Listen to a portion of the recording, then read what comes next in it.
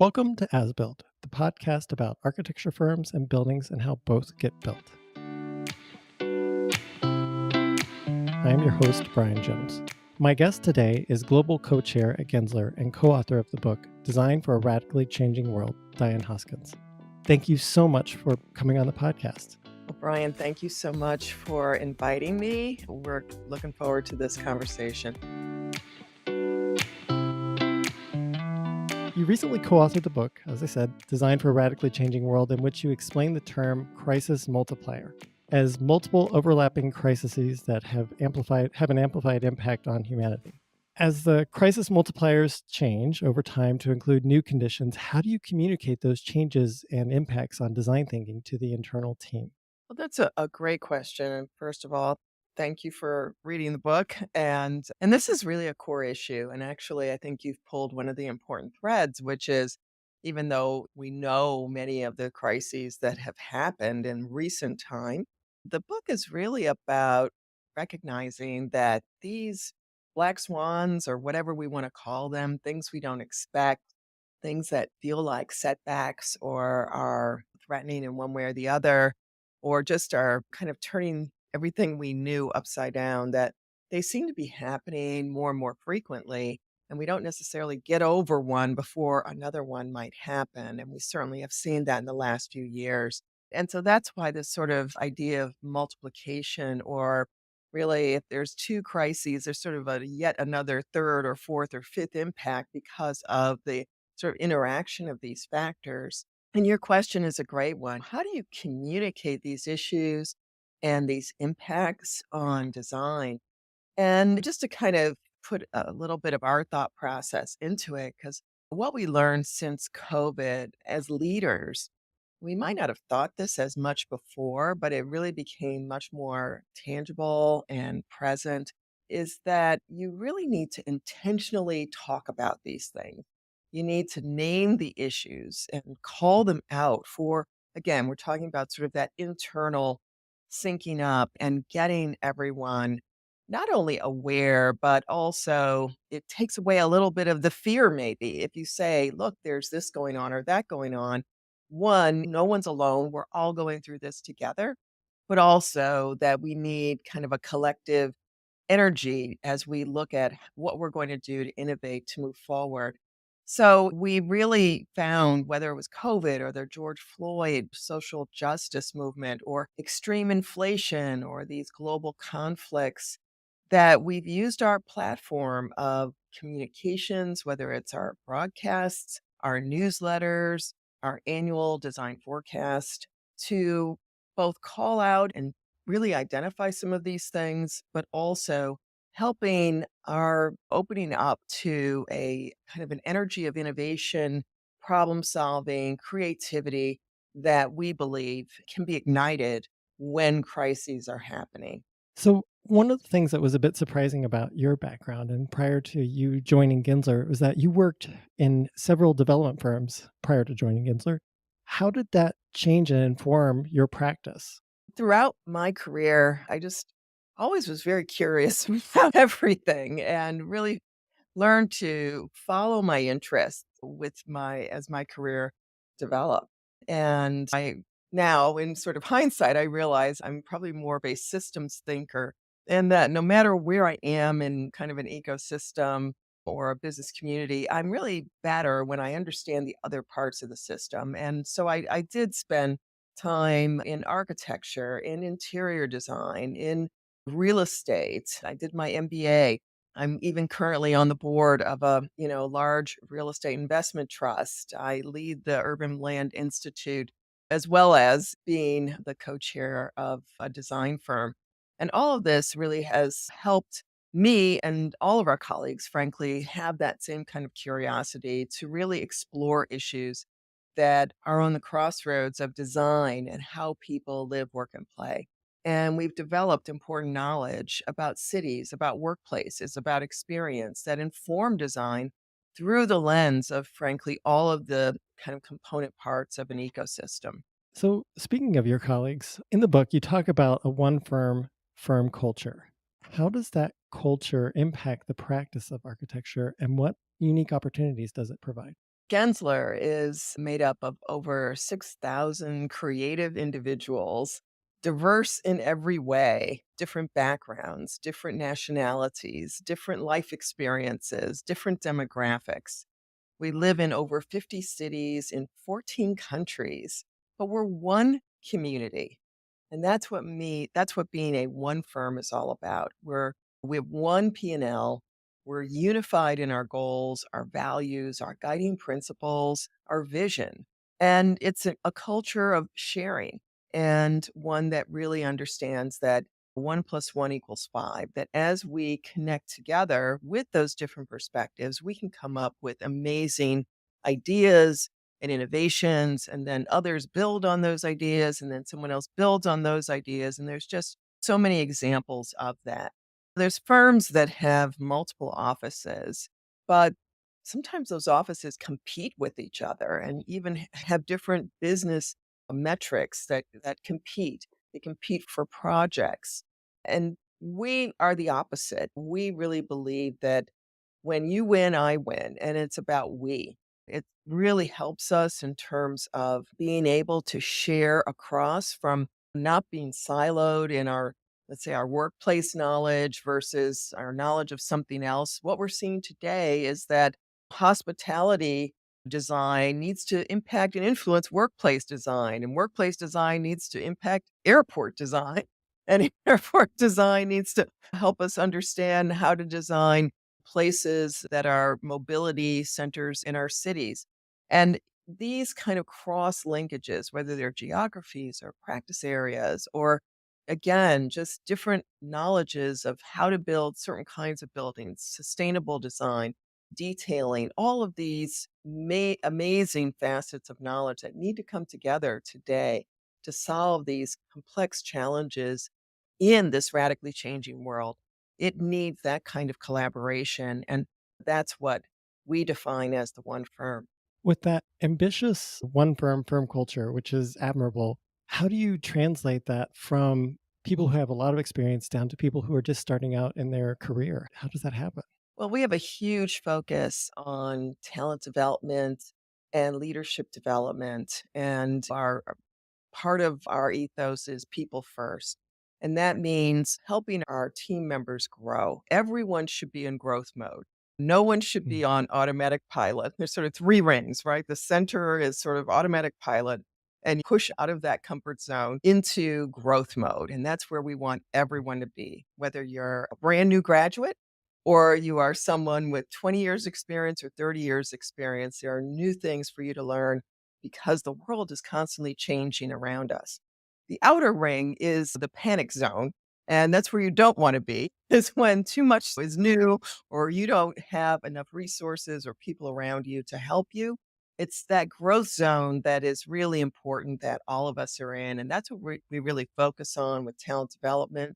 We just came back from one of our major meetings last week, which we call the super meeting.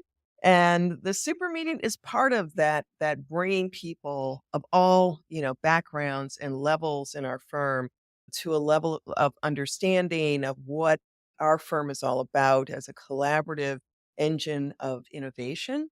Every super meeting, again, it's a meeting that happens once a year. Folks from different parts of the firm are invited, and there's always an important theme. And this year, it was really important to talk about innovation for impact and how we are impacting the world. A lot of the themes from our book. But we are, committed to how we open up opportunity, how we provide growth, and again, how people can progress in their careers from being very generalist to finding what really excites them, to being able to become an expert or go deep, to focus on clients, to focus on knowledge, again, whatever is kind of their forte, and to be able to build a career at Gensler. So, thinking about that statement of innovation for impact, the book stresses that design is not just for times of stability and abundance. And that kind of gets back to what you were saying at the top of the podcast about the kind of crisis multiplier. But how does that perspective change how and what you communicate internally and externally? When we talk about that, and this is really an important theme in the book, is that design is not just about aesthetics. And also, design is not just for times of stability and abundance. That design is for those tougher moments as well. Right now, we're going through a tough phase. Commercial real estate is really experiencing some real challenges in most of our major cities. There's a housing shortage, debt is expensive.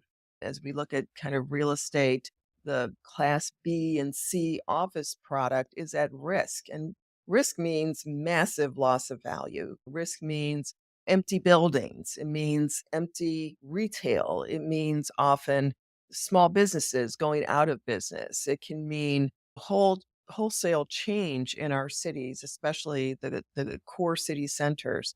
So these are challenging times for our cities. And how does innovation play a role in finding solutions in this kind of a moment? And one of the examples that maybe I'll highlight is something that we've been working on for the last few years and has really gotten a lot of attention and a lot of momentum out there. While we are seeing a lot of empty office buildings, at the same time, there's a housing shortage. How can we turn some of these empty office buildings into residential buildings to begin to chip away at some of the deficit of housing and residential units in especially our city cores that probably are overly office and not enough housing just as a mix? And a few years ago, literally at the beginning of COVID, we began to develop an algorithm that where we could, looking at a building, extracting certain key metrics, putting those metrics into some essential algorithmic models to be able to come out with essentially a score. And if a building's, and it's a 0 to 100, where 100 is it's a perfect feasibility for a conversion. So this office building went through this evaluation, and if it gets 100, that is definitely a great opportunity for a residential conversion. And we've determined that roughly from about 80 to 100 points on this algorithm is a good potential opportunity for a conversion. Below 80, 75, and below are probably not going to be the kind of layouts that will be suitable for the residential market. And we have done now thousands of evaluations of buildings all over the US and Canada. We have been working with cities to help them develop incentives because sometimes the building basis is higher than what is needed for the conversion. Can there be an incentive where the city or the state or the federal government is able to offer filling that gap and making it financially feasible, just like it's physically feasible? And we've actually, I mean, there's a great example now. Lots of these projects are in construction, and actually, some of them have been completed. There's one in New York that was recently completed about 2 months ago called Pearl House. It's a really exemplary project of this concept. It's a building of over 600,000 square feet. So, this is a large building. It was an office building. Again, it's not a brand new building. It doesn't have some of those features that tenants are looking for today. So it has had that issue of vacancy and becoming a potential stranded asset. We worked with the owner. It's a remarkable story in and of itself that might be worth a podcast. But suffice it to say, there's 88 units. It is considered a tremendous success. There are other projects underway in that same area in Lower Manhattan, even larger than that one. But this is, again, a great demonstration of how design can unlock value and preserve this asset, which would have in other been a drag on someone's balance sheet or going back to the bank or just needing to be demolished. And again, from a sustainability standpoint, the reuse of a building is one of the most sustainable things that you can do. So, this is just an example, this idea of yes, when there are these times where challenges are happening, there can be places where design can help us get to solutions that not only preserve the economic real estate value, but are helping us to add more residential units into a market that has a severe shortage. Yeah. I mean, when thinking about you're advocating for kind of shaping the future in a way, and that has a series of complex things that have to be talked about. How do you both talk about that desire to shape the future internally and externally? How does that happen? Well, I would say at Gensler, we talk about it all the time. It is a constant theme with us, is about shaping the future, whether it's shaping the future of cities or design for a radically changing world, or again, how do we create impact through innovation? It is a future leaning posture that we have as a firm. Frankly, the practice of architecture and design is about the future. And at its Yeah. best, it's about optimism, it's creating a better world. And we talk about this constantly and really help our team members to realize it doesn't matter how big the project is that you're working on, that you are impacting people's lives. You are helping to shape their future experiences and to be cognizant of that in our design and to be proud of it. And then at scale, to recognize that at Gensler, we are impacting millions of people's lives. And when you look at just the workplaces, not just the stadiums, not just the airports, but when you add it all together and think about the number of people moving through those kinds of spaces on a daily basis, it humbles you, number one, but it also helps you to realize that everything we do matters and that it has a long term impact and that we are more and more just being extremely mindful of the fact that our work matters. And even if we're just impacting one person, it's worth really understanding and being cognizant of how do we create a great human experience for that individual. Well, that is a great segue to the next question I have, which is you mentioned about the number of people passing through spaces, and you have championed the idea and that the role of client must expand beyond the person or entity that has hired the firm and take into account the larger community. How do you engage with a person or entity in the traditional client role to help them embrace the larger definition of client? That's a great question. It's a really important question. And it does mean different kinds of conversations with our clients, who, by the way, many of them in much longer term vision of their own stewardship and their own goals as they have looked at being organizations. Let's say they have ES goals, or again, thinking more broadly about the impacts of their own companies. And we help them to realize that their headquarters building and their office space and all these other things that are the physical built environment also fall in that category as being an opportunity for them to achieve their goals as an organization. It's so many parts of this, whether it's around climate change, and that's probably one that is very tangible because we hear about it so much in the news, and Sure. there isn't anyone that isn't familiar with the climate crisis or issues of climate change. It becomes one of those early conversations in on most projects now, if not in the proposal itself, where the client themselves have asked about how we're going to help them to address climate change, or even how they achieve their ESG goals, or how are they going to lower carbon more than average, or any number of things that are now being asked of that are new than more Sure. than even a lead rating or some of these other things. But there's other, again, this is kind of a growing understanding of things like just being cognizant that buildings last for more than the time frame that most clients think about as the usefulness of that building to them. We know that in most cities, buildings are lasting and will last well over 100 years. And so it's beyond just it's my headquarters, or we're doing a lease there for 20 years, or we're doing this other base of the building, retail or something, that this building, if it was going to be there for many decades beyond the people that are around the table, it's part of a community. It's not just part of what goes on inside, it's part of a community, it's part of a city. And what does that mean in terms of thinking about flexibility, versatility, or even from a value standpoint? We're seeing this right now with the office to residential conversion. If the building is able to convert to other uses, that makes the building much more valuable. So, in many ways, the other client at the table is the future. And the more that we're able to embrace that future, actually, it does accrue value into the usefulness of that building and the value, literal value of that building today.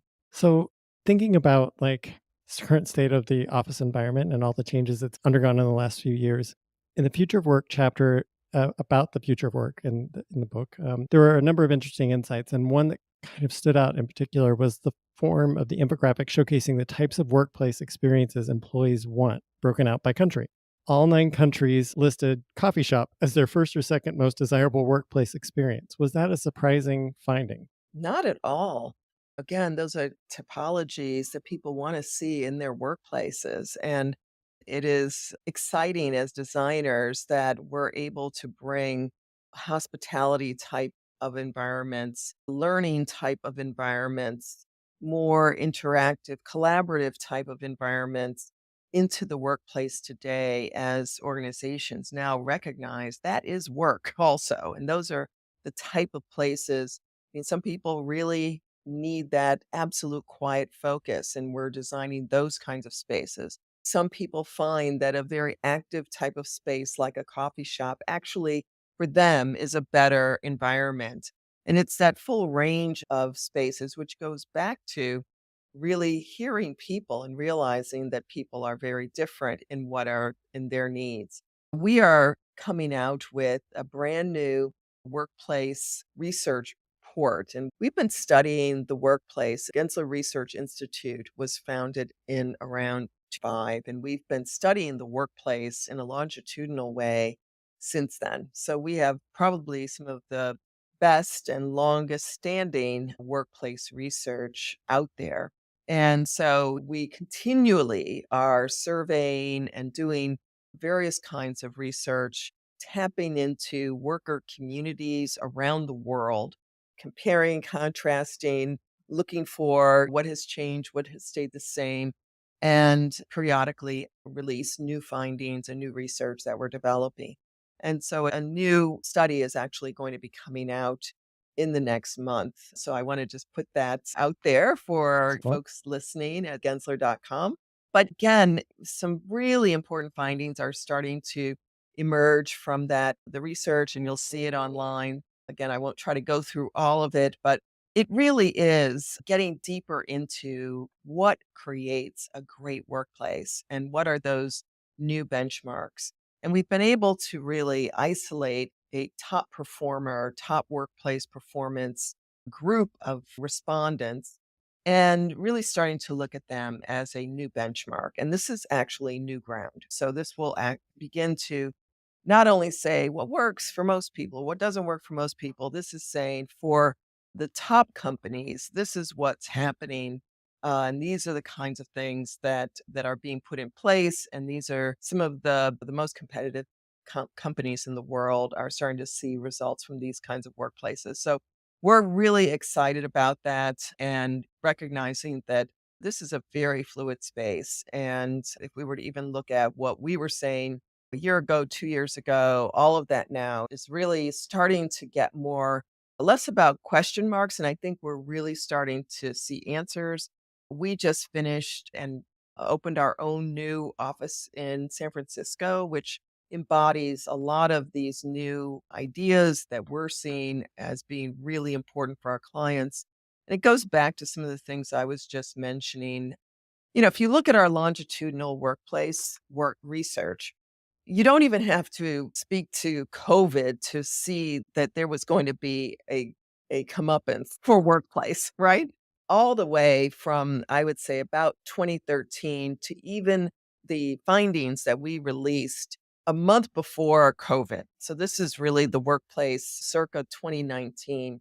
You really saw a significant decline in satisfaction, a significant increase in people wanting to work in places away from their main office, not necessarily at home, but outside of that office. And a lot of the issues that were being surfaced were around noise, were around smaller and smaller individual works, and even lots of challenges and issues around unassigned workplaces, right? It was just really loud in the 2019 survey that these dynamics were really going to undermine workplace going forward.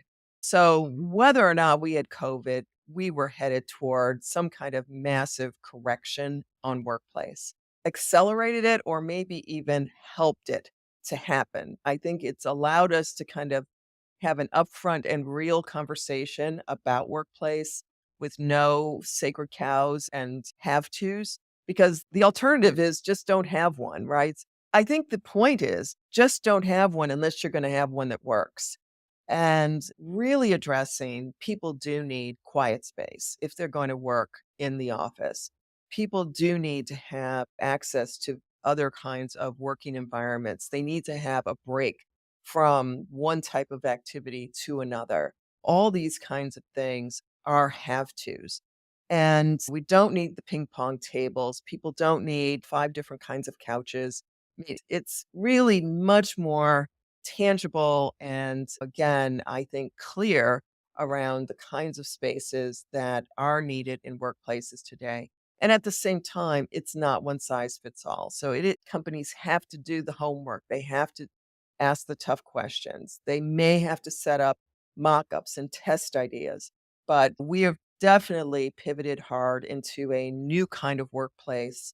There was some really interesting data that I just saw yesterday on the constant, I mean, there has been such a decline in work from home, but that doesn't mean working in the office. And there's a lot of other places where people are working.